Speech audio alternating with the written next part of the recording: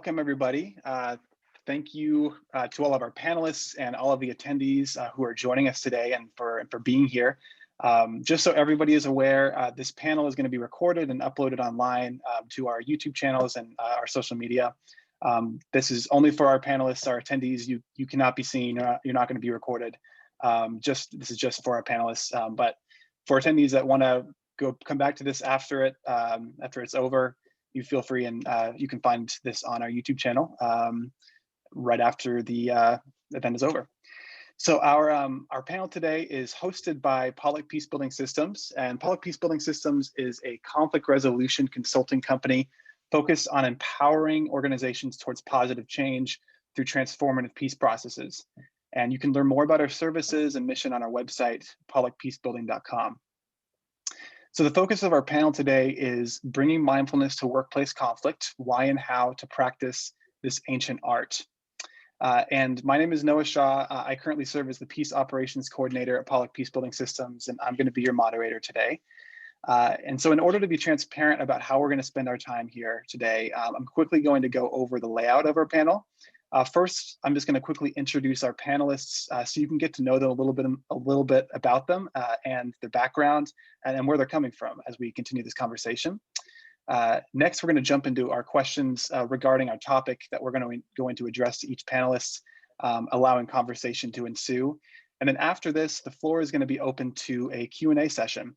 And so if at any point during this panel, you think of a question as an attendee to ask or something one of our panelists says interests you, feel free to type your question into the question tab at the bottom or into the chat box. I'm going to be moderating this chat box and will do my best to address your questions during the Q&A session. So without further ado, I'm going to introduce our panelists here, starting with Jeremy Pollack. Jeremy Pollack is the founder of Pollack Peacebuilding Systems. Jeremy holds a master's degree in evolutionary anthropology from California State University, Fullerton, as well as a master's degree in negotiation, conflict resolution, and peace building from California State University, Dominguez Hills. As a conflict resolution consultant, Jeremy has mediated conflicts between couples, co-executives, and organizations, aiming as often as possible to transform relationships and create win-win solutions for all parties involved. He also works as a personal development coach, helping individuals discover internal conflicts, impeding them from living happy, fulfilling lives. Thank you, Jeremy, for being here. Next, I'm going to introduce Henry Yampolsky. Trained as a lawyer, Henry Yampolsky is a mediator, facilitator, peace educator, author, and TEDx speaker. Henry currently serves as the Assistant Director for Education, Outreach, and Conflict Resolution for the Office for Equity and Accessibility at Virginia Tech. Henry is also a consultant with Pollack Peacebuilding. He's also a master-level teacher of Sattva Yoga, trained in Rishikesh, India, and has done extensive work around the world in integrating mindfulness into peacebuilding. Henry's TEDx talk about what crossing the Himalayas on a motorcycle taught him about conflict, identity, connection, and dialogue is available on TED.com. Henry's book, Dissolving Conflict from Within, Transforming Conflicts into Opportunities for Growth, Connection, and Dialogue, is scheduled for release by the Global Publishing Collective in the fall of 2021. Thank you for being here, Henry. Next, I'm going to introduce Dr. Sherman Green. Dr. Green is the CEO and executive life coach for strategic directions with advanced training in several organizational initiatives. He has worked over 15 years as a higher education professional and an adjunct professor on the community college and university level, respectively. His focus points are strengthening self-awareness, helping clients to be held accountable for their future goals, and equipping clients with the skills and resources that will allow them to complete any life endeavor they want to pursue. He's also a certified trainer in the assessment People Map, which is designed to develop people skills within companies, build better relationships between employees, and help people maximize their potential. Thank you for being here, Dr. Green. And last but not least is Colleen Passard. Colleen is a passionate peace builder and a conflict resolution specialist with over a decade of experience in employment dispute mediation. An expert in communication, interpersonal, and leadership effectiveness, Colleen focuses on exploring the underlying causes of conflict, accessing the source of performance, behavior, and mindset. She provides effective interventions, coaching, and practices that actuate leaders, organizations, teams, and individuals to live into their highest potential. Thank you for being here, Colleen. Thank you for having me. Now to begin, we're going to start our first question and address it to Henry. So Henry, if you could start us off here and just tell us, what is mindfulness and what does it look like in the workplace? Thank you, Noah, and thank you, everyone. It really is a privilege for me to be part of this panel and to be talking about this very, very important topic.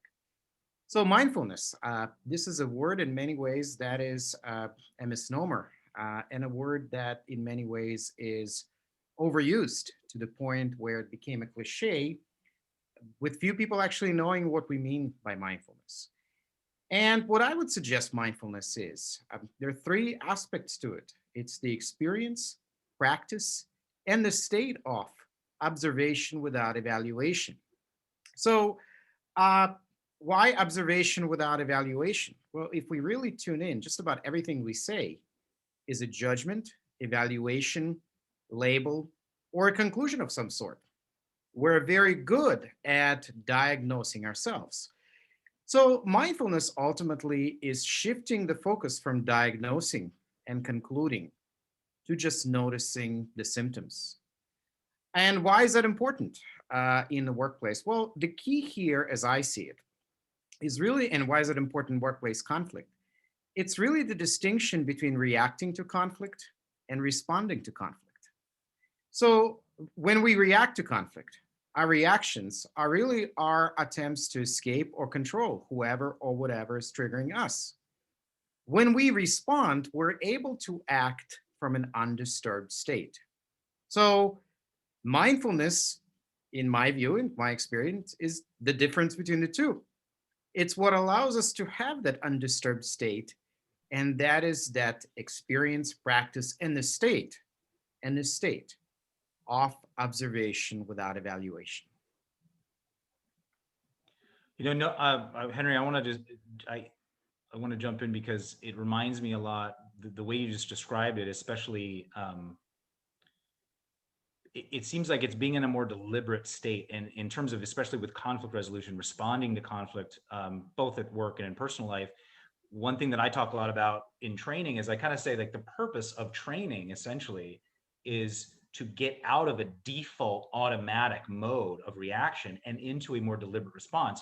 And if you're in deliberate response, you might choose to respond to conflict aggressively or avoidantly or, assertively, or all kinds of different ways, but at least you're doing it in a deliberate fashion, as opposed to just letting an automatic reaction come. And it sounds like, that's kind of sounds like it aligns with the way you just described mindfulness. Yeah, I'd like to say that we talk a lot about mindfulness, but we don't really define it. And in the spiritual marketplace, the spiritual Walmart, mindfulness is on every shelf. So in terms of a workplace environment, I like that environment and culture to define what mindfulness is for them.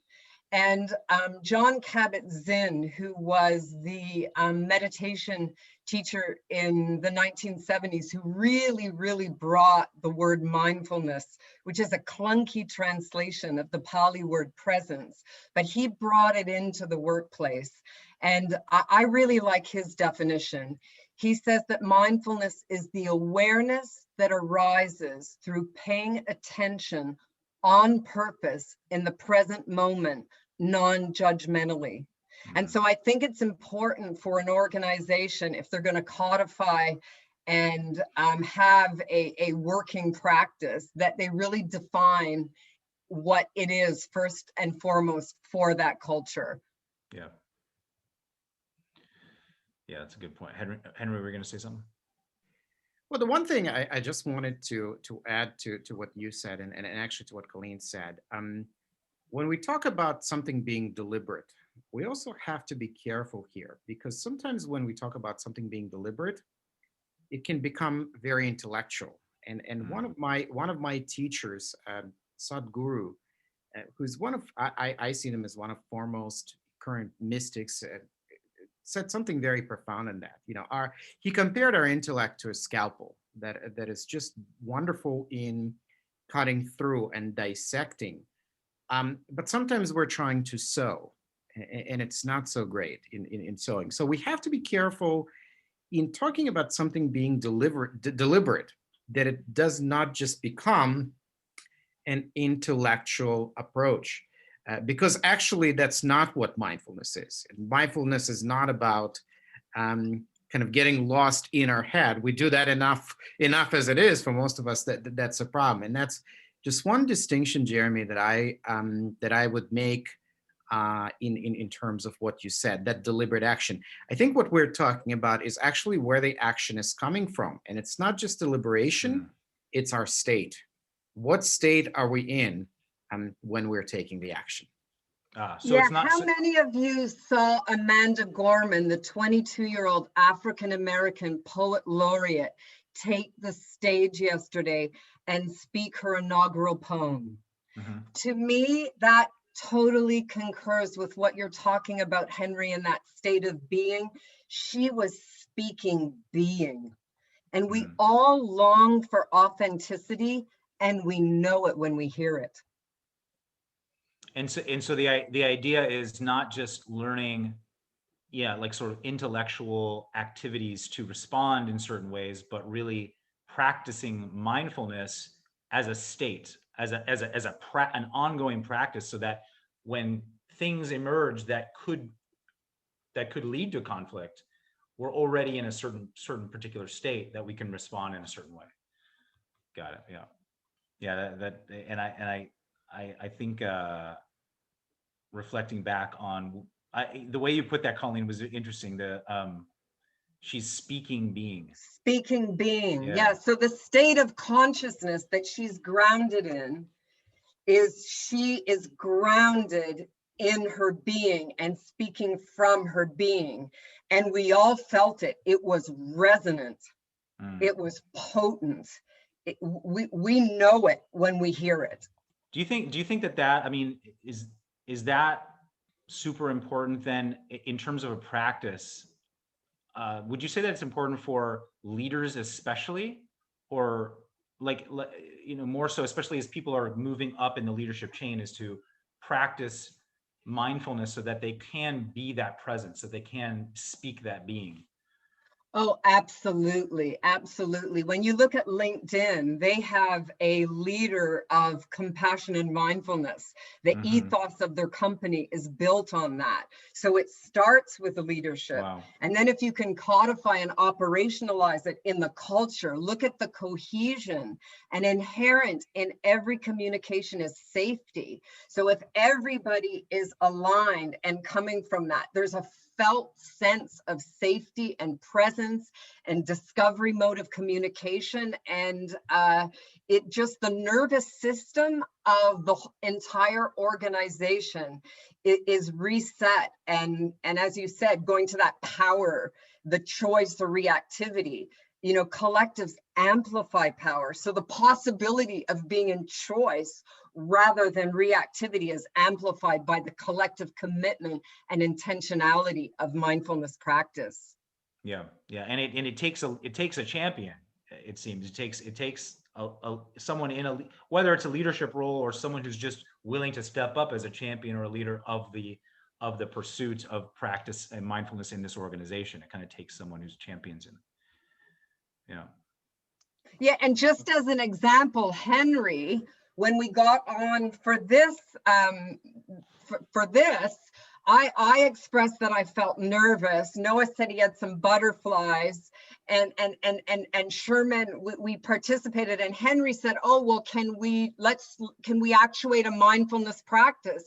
And he actuated a breathing practice that we all participated in, and it grounded us into a much more open spaciousness of beingness. And there's a lot of companies that are, I mean, I don't know about lot relatively, but there are several large companies that are practicing that sort of the mindful meeting, that at least the mindful 5 minutes before the meeting or something like that. They're seeing how the benefits of it. Absolutely, and I think that transitions pretty well into our next question, because we've touched on it a little bit, but I want to direct this towards Dr. Green. If you can tell us why mindfulness should be practiced and why it should be practiced in the workplace. Well, yeah, we have touched on it quite a bit, but there are several organizations that are seeing this as something to definitely put into practice, because it helps to ground the employees, to get them grounded and to be present in the moment. And as everybody has said, when you're present in the moment, you're blocking out all the distractions and all the things that are getting to you. And as I'm kind of expounding on this, I'm thinking of a client of mine who actually struggles with this because they have a very stressful job. It takes a lot from them physically, mentally, and it drains them. And what we started to do is started to develop these habits of practicing that mindfulness. And so they take that 5 to 10 minutes to find something that's going to get them in the present moment. There are several mindfulness clips on YouTube that are very helpful, very helpful guides to mindfulness. And they take that time to just be present in the moment, to just get rid of all distractions. And so when they do that, they're able to be centered, be present, be viable to what their body is speaking to at that present moment, and to just block everything that's getting in the way. And so incorporating that into the workspace does, just monumental things, because, stress is going to be on the job. You're going to have some type of form of stress, or something that's going to distract you, or something that gets under your skin, or that coworker that you just don't like. Having that mindfulness is going to keep you grounded. It's going to get you in a space where you're practicing being in the moment, being present, listening to what your body is needing, and giving way to that. And we just kind of ignore it so many times, because we just feel like, oh, this is the part of life. This is something that I have to deal with. Yeah. This is something that comes with the territory. But our body is saying, no, no, no, no, no. That's not how it works. I need to be in a centered space right now. And so incorporating the mindfulness on the job and in the workspace is just going to really help to get rid of all of that tension, all of the stress, the butterflies that you said you had, or the nervous energy that you said that you had, Colleen. So all those things are just so much impacted when you just take the time to practice that mindfulness. And actually, there was a study done by the APA where they saw that individuals that practiced it for at least a month or years had lower stress levels, and they were able to function on a lower level of anxiety. And they did not, like Henry said, they did not fall victim to reacting to the things, situations that seem to get us sometimes. They were much more subdued in their reactivity, so that they were able to just let their emotions not be so overwhelmed, or just, get so toxic. So just so many great things that come along with mindfulness, and incorporating it into the place of employment just does wonders. Yeah.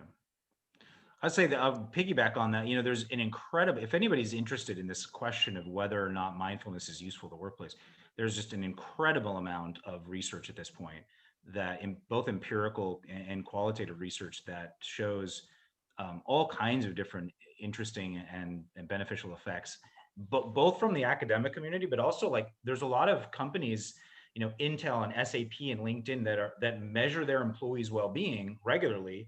And they also have done studies in those organizations with how mindfulness programs have actually reduced stress, improved organizational functioning and effectiveness and productivity.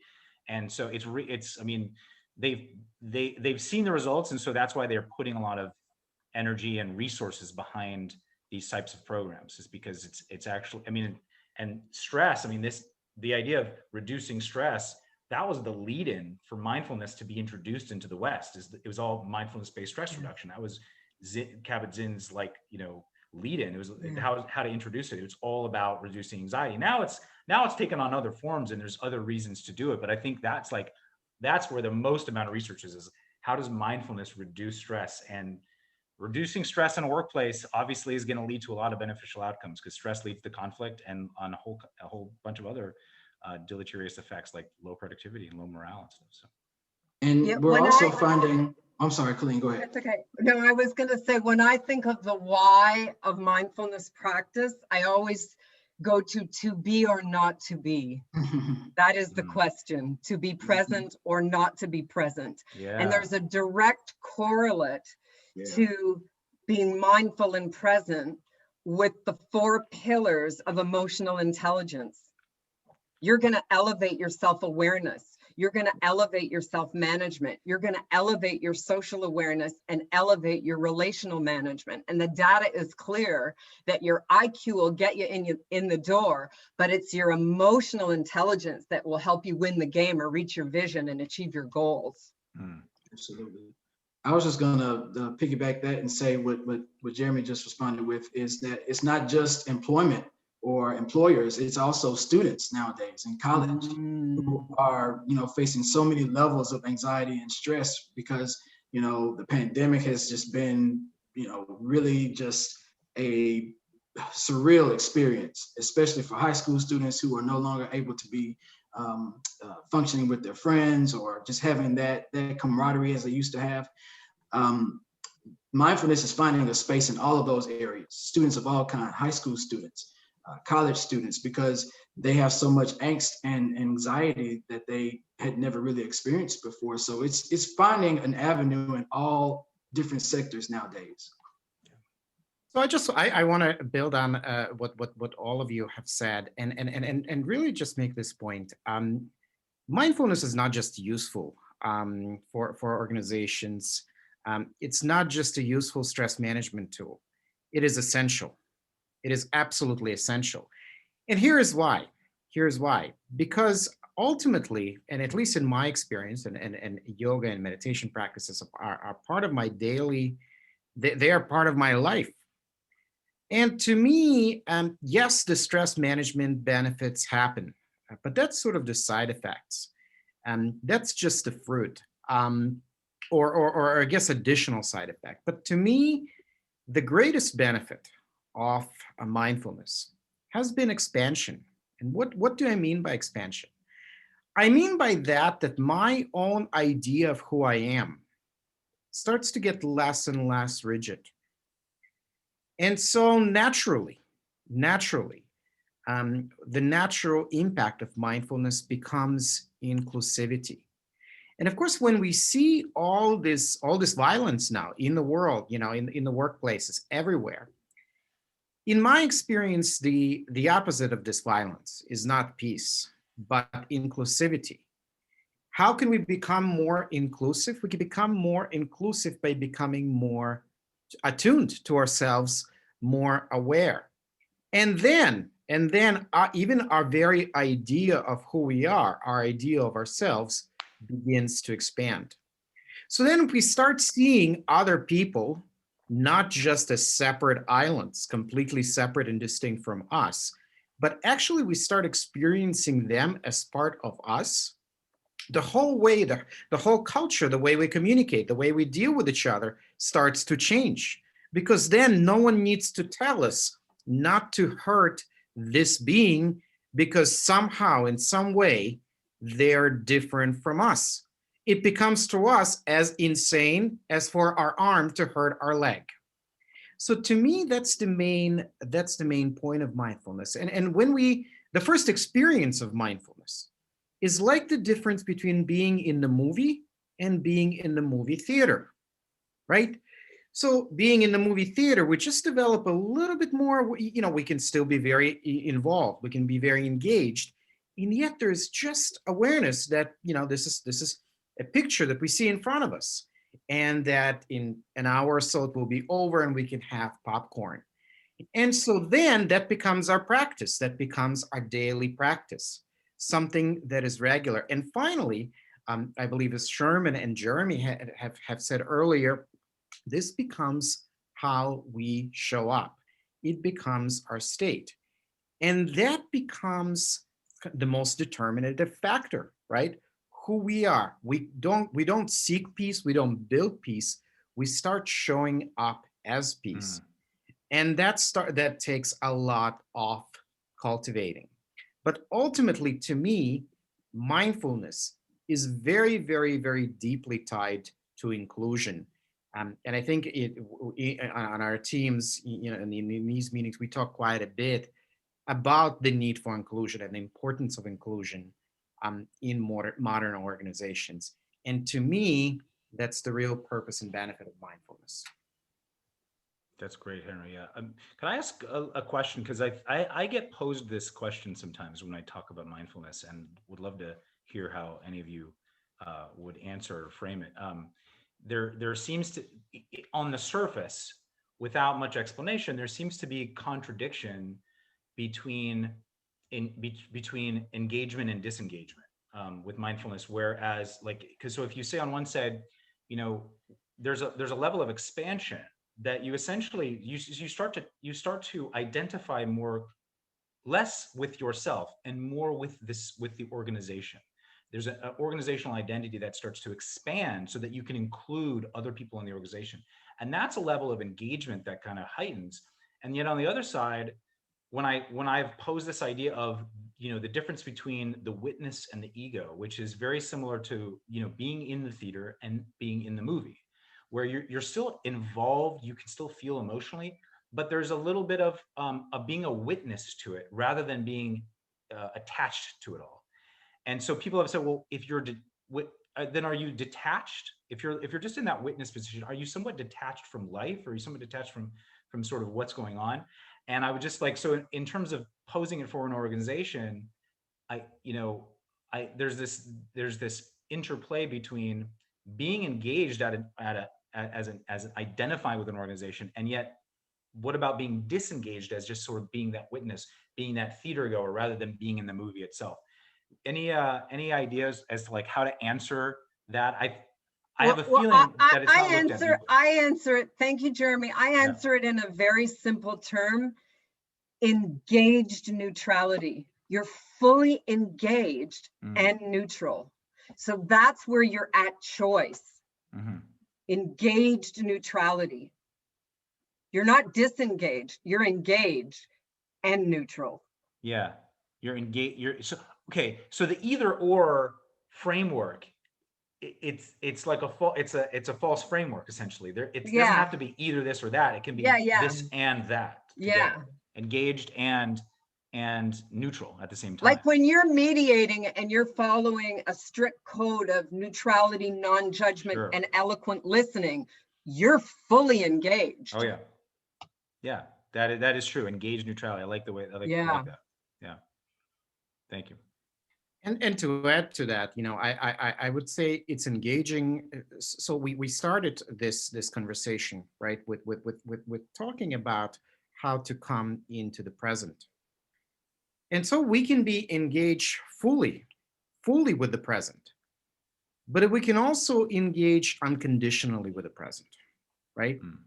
So what that means is, by engaging fully with the present, we take full responsibility for our actions. We are completely engaged in our actions, but also we realize at the same time that the outcome of our actions is not up to us. There may be many, many different factors that influence that. There may be many, many factors that we don't even know. So we act fully, we do fully what is needed at the moment. But then we let go of the attachment to the particular outcome. Because ultimately, mindfulness is also realizing how little we know.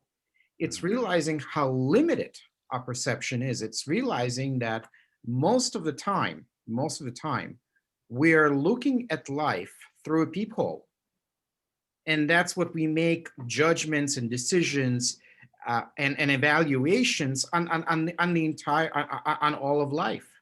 Whereas what we see and what we have access to in just a minute, tiny microspeck of information, of all the available information, clouded with our prejudices and judgments and our experience and conditioning and so forth. Yeah. I don't often hear that connection, but I think that's absolutely right. That mindfulness leads us to this. When we're practicing mindfulness, we get this sense of how limited our perception is. And that's so important in conflict, especially when you're involved in a conflict, is to recognize that you are perceiving this whole situation from a very particular narrow lens. And I can only imagine how much mindfulness would help with that if And I'd like connecting to, perception. I think that's a good point. And I think that transitions well into our next question, which I think we have addressed a little bit, but I'd like to hear directly from Colleen. How can mindfulness be applied to workplace conflict? So I'm going to echo a lot of what's already been said, but I'm going to start with a quote from Viktor Frankl. Viktor Frankl was a neurologist and a psychiatrist, an author, a philosopher, and speaker who survived a concentration camp during the Holocaust. And Viktor Frankl said, between stimulus and response, there is a space. Between stimulus and response, there is a space. And in that space is our power to choose our response. And in our response lies our growth and our freedom. So the most powerful intervention point to apply a mindfulness practice is between stimuli and the response reactivity, to stretch that space. What gives us actionable access to creating that space? Well, it harkens on what you've all been saying. And so let's say that from leadership, we have an agreement that we're all on Team Human, that our intentionality is to be practicing mindful practices in order to live into our ethos of being on Team Human, and we're all in this together. So one of the intervention practices that could be applied is stop. You have the stimuli, you feel the clutch, and you stop. You stop. You take 3 deep breaths. It goes back to what Sherman said. You observe your breath and your body. And you proceed in compassion and open communication with a commitment to investigate your inner experience. So you've stopped. And that there's a neurotransmitter in the brain that you've activated now that actually goes beyond your reactivity and allows you to move from a me, my, mine perspective to a we perspective. And then let's say you've codified and operationalized the next step in your organization, which is we commit and agree to be in a discovery mode of communication. What is a discovery mode of communication? It's open and we don't know.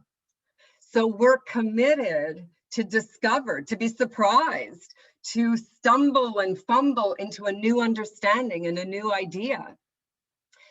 I do mostly EEO mediation and at an equal employment opportunity, and there's a discriminatory allegation in those mediations.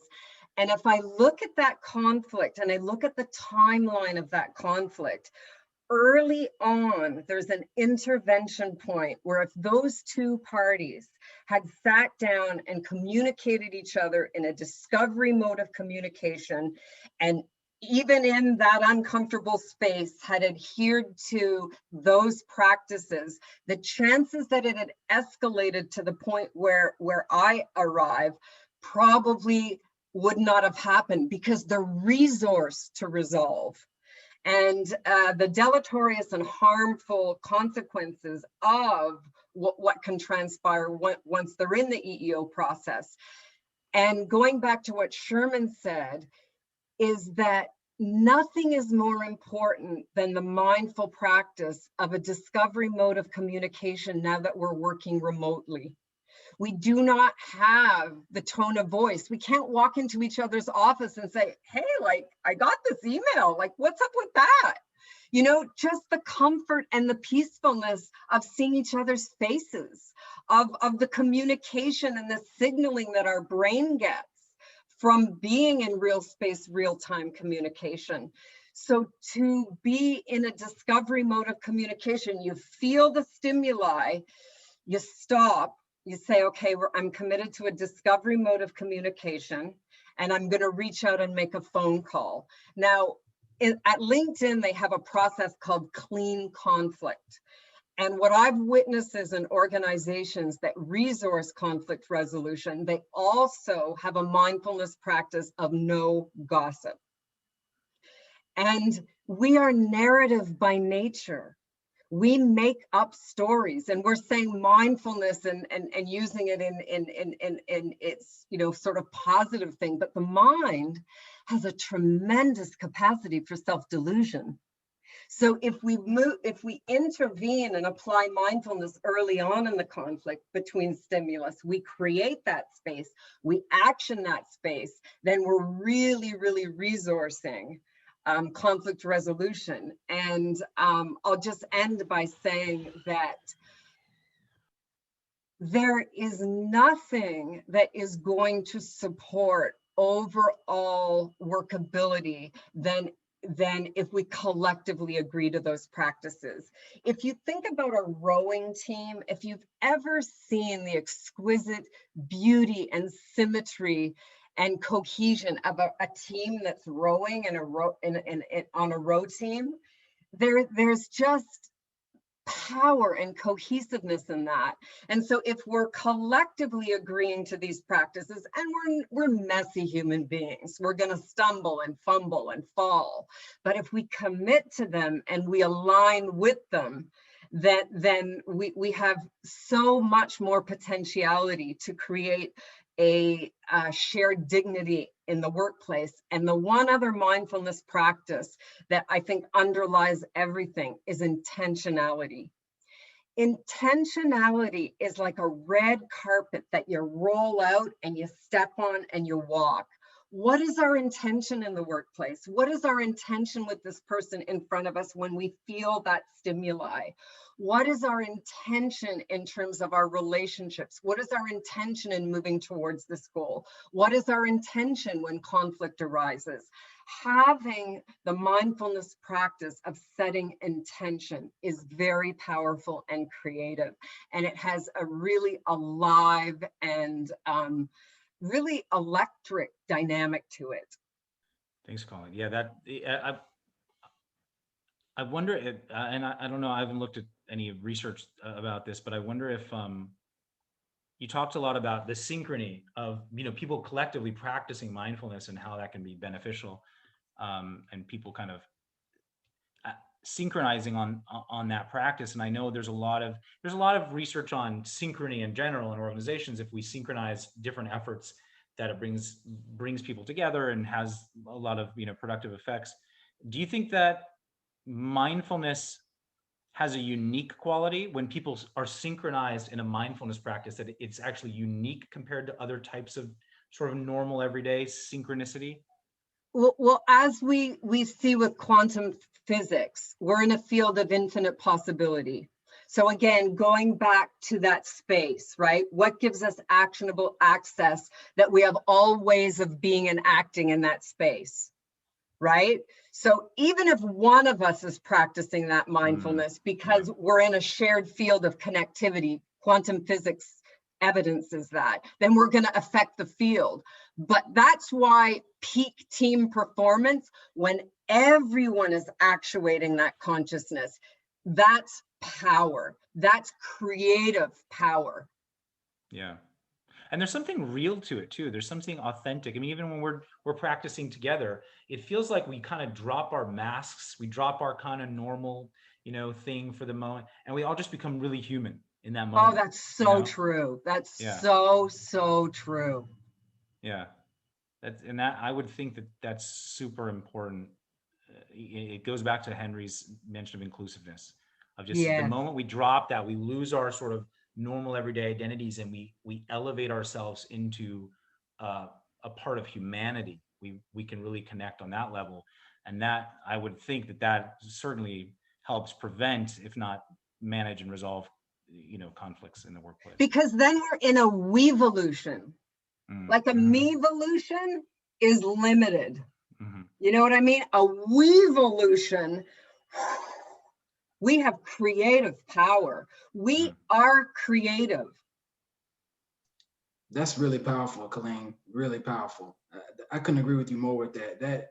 That really, it can really transform in that potential just as you said it, it's amazing how, like you said early on, if you can spot it at that very beginning and start at that moment, how much power can be resolved in the conflict that is, kind of arising at that time. It's really powerful, really powerful. Yeah. Couldn't agree with you more. That moment, that space we talk about from Frankl, that space in between the stimulus and response is so applicable to conflict, because Yes. we often just skip right from stimulus to Yes. response, and there's no space, and that's what leads to these reactions. Yeah. Yeah, Ram Dass calls mindfulness spacious awareness. Mm. And you're absolutely right, Jeremy. And I absolutely, I can move from spacious awareness to, like this morning, I misplaced my phone. Here I am, all mindful, doing my meditation, can't find my phone anywhere, so I wasn't present. Where do I find my phone? How ironic, underneath my meditation table.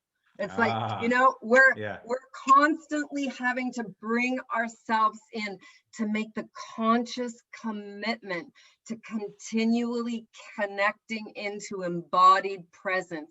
It's continual and ongoing. And have you ever been driving and then all of a sudden you arrive somewhere and you go, I don't really remember driving here, because you weren't conscious or present. Yeah. It's a continually ongoing practice.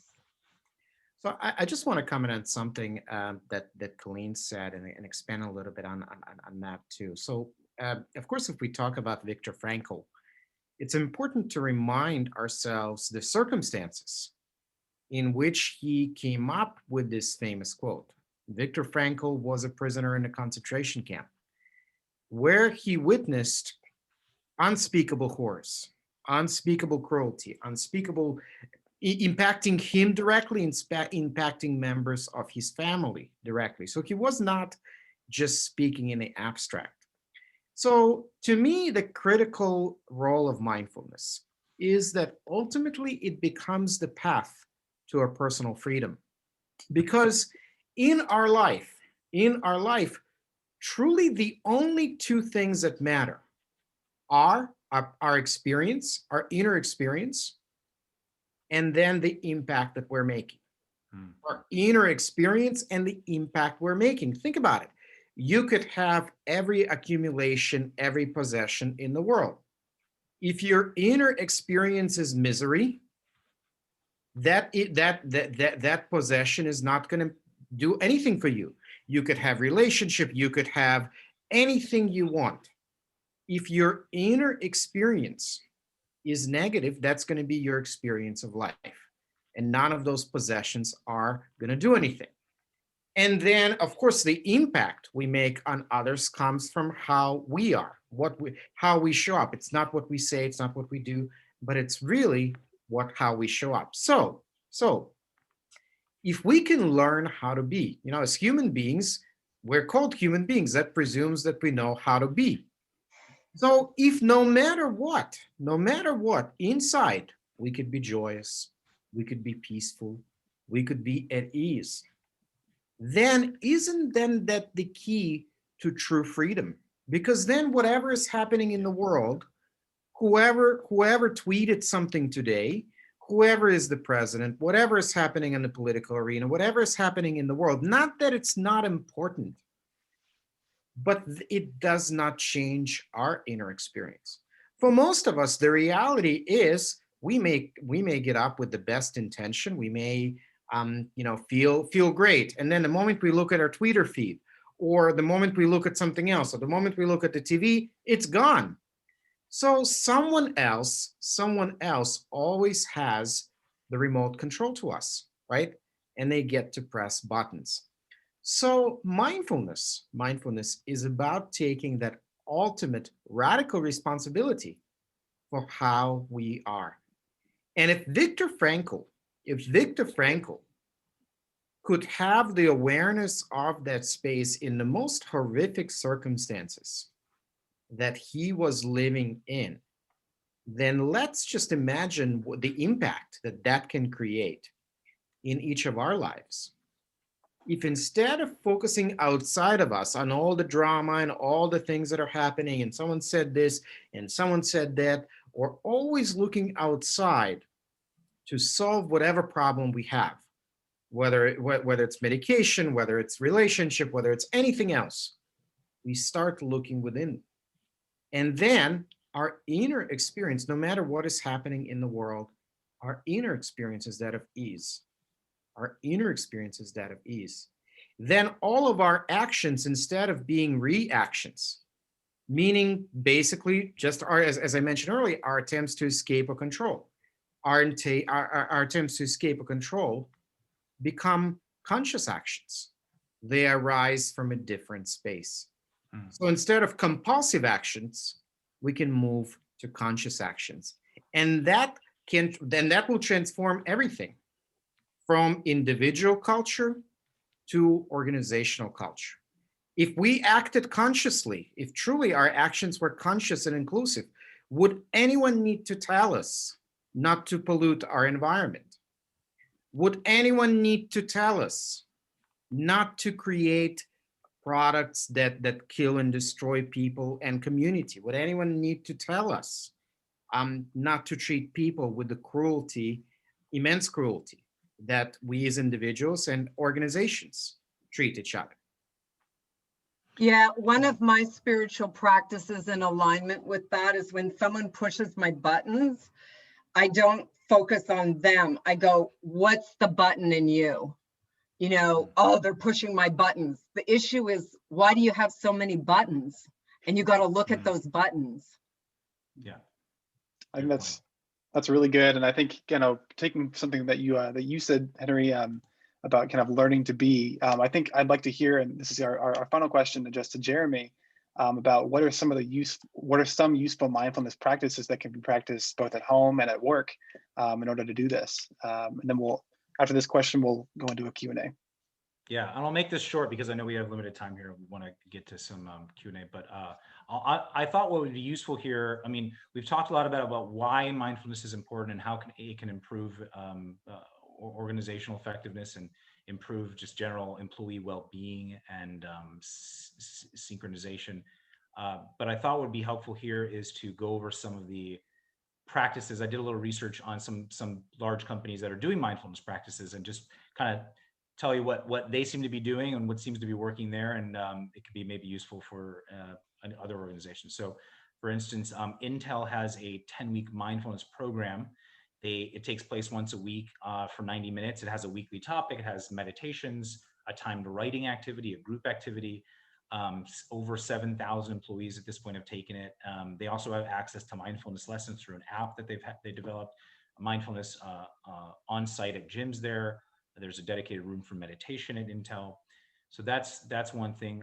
SAP has a 2-day training program. There's 10,000 employees have gone through it. They have these, and again, it's just mindfulness training. It's like how to be mindful. It's a 2-day training program. They have meetings that are sort of device-free meetings. There's a dedicated quiet room for meditation and reflection at SAP as well. Verizon has different programming that includes different speakers on mindfulness and meditation. They have a 5-week program that actually is delivered by an outside group. They have an intranet page that acts as like a hub to publicize mindfulness happenings and to empower ambassadors who sign up to host meditations at different locations. And they also partner with an app called Insight Timer, which is a great app for a lot of different meditations and mindfulness practices. LinkedIn has they have a whole department focused on mindfulness. They have a smartphone app. They have like 30-day challenges they offer employees chances to enter into these challenges for like raffle prizes if they meditate like 20 times over 30 days or something like that. They have community meetings. They have guided practices. They have a very strong community of mindfulness at LinkedIn. And then Infineon is another good one.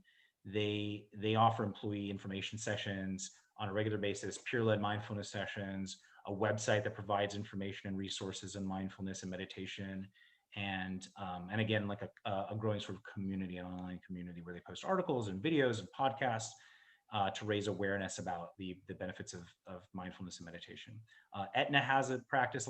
There's a lot of a lot of companies. And I would just say that, if you can look into some of these companies and see what they're doing, but if you're interested in developing something at your organization, highly recommended to have a champion, someone who actually is the person who wants to take on championing this program and this practice. Some very basic mindfulness practices for just employees, trying to turn off as many notifications as possible, that seems appropriate, like turning off pop-up and push notifications so you can be a little bit more present. Answering emails during very dedicated periods of time is something that some companies do, or they promote, encourage. So you only have periods of time when you answer emails. Other than that, you're kind of focused on what you're doing in that moment, instead of, practice, you're doing something and an email pops up and then a notification pops up and you're kind of all over the place. You have dedicated spaces for each one so that you can focus on one thing before you move on to the next. In terms of meetings, one thing, if you want to practice mindful meetings, you could say, there's no phones or computers allowed in meetings, or whatever's appropriate for the particular organization.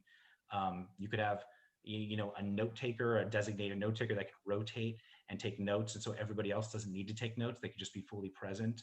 You can give everyone the opportunity to speak uninterrupted for a certain amount of time. So again, and everyone being really focused on what that person's doing. So again, that level of synchronization and paying attention as much as possible. So these are just a few of the different practices that seem to be useful at companies. And there's all kinds of ways. I mean, I think at the very least, it seems that if you have some sort of space designated, whether it's both an actual space and or a time space where you say, hey, every Friday morning, we're going to have a 60-minute meditation or a 30-minute meditation. It's going to be in this room, and that's designated for that.